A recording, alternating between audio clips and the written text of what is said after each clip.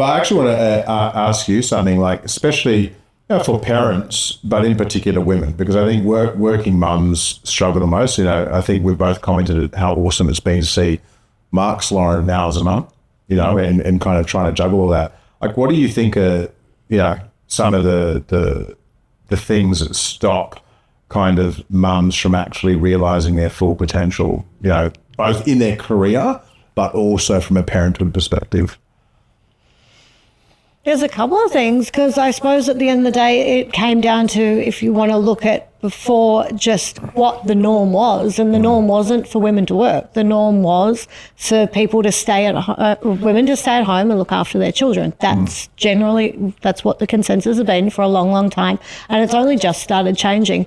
Now, I think because of that, people still have this belief that they should be looking after their children. Even I did. When my children were first sent, I wouldn't even let someone look after them for the first 2 years. I didn't even have one night on my own. I was the extreme. I'm always the extreme. But I think that and guilt comes down to it, them feeling like that they need to do, be there all the time for their children, which you do. You're a mum. Your kids need you more than anything for their first 6 years of their life. Mums are the pivotal kind of thing in their life. But I think it's also understanding that our 4-year-old daughter consistently tells me every day that she loves mummy more than me. It's understandable. I love Dad, I love mum more than you, but she's such a cow. She does it on purpose.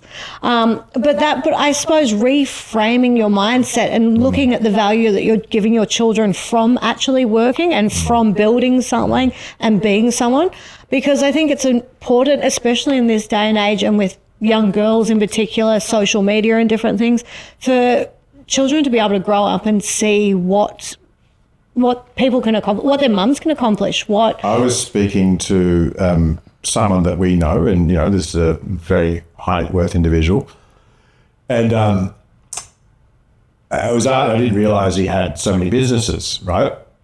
And he's like, I'm like, okay, so what type of help do you have in your business? He's like, I've got he's like, in 8 of the 10, he has female GMs or CEOs. Like, I'm like, why? I thought I knew his answer, but I just wanted to hear it from him. And he's like, because he finds that women, and in particular a lot of mums, are some of the best operators of businesses, because they're used to multitasking, they're used to juggling so many things, they're used to doing a call whilst breastfeeding, or cleaning a shit in between. They're just used to doing all of that stuff, whereas men whereas men tend to be a bit more focused and granular in one kind of tunnel vision lane. Women tend to have what are you saying, right? Women tend to have the ability to multitask better. And so even from my standpoint, recently, with some of the changes that we've had in the business, trying to even from a recruitment standpoint, having more women in our leadership team. I think you're a perfect example of not blowing smoke up your ass, right? But it's, you said analogy a few times since last night. I'm a bit concerned. Lots of smoke answers, right?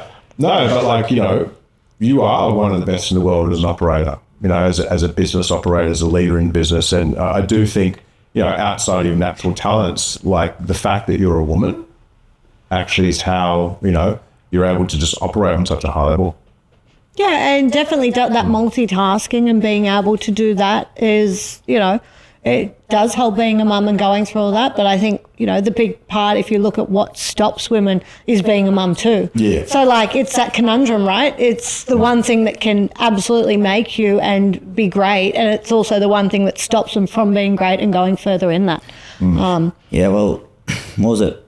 I think back in 2016, was that when you were the general? Do you remember all our team meetings over on those couches? I remember you, Mark. Lauren was I think we were kind of probably better friends before I even was that good friends with Daine, because Daine wasn't more at the Chatswood one. Yeah. And Lauren was the one person kind of understood my mental health a lot more, was always very, very supportive, and me being me, it's not always the easiest person to deal with. And, we always had a great relationship and stuff like that. And I'm sure when I drove Daine crazy at times, Lauren that was before Daine would be Lauren, talk to him. Lauren couldn't handle me and stuff like that. But yeah, there's, again, you had obviously an empathetic kind of, mindset towards me and stuff like that. We talked about before about other people and stuff like that, not always getting that and stuff. So I think that's something.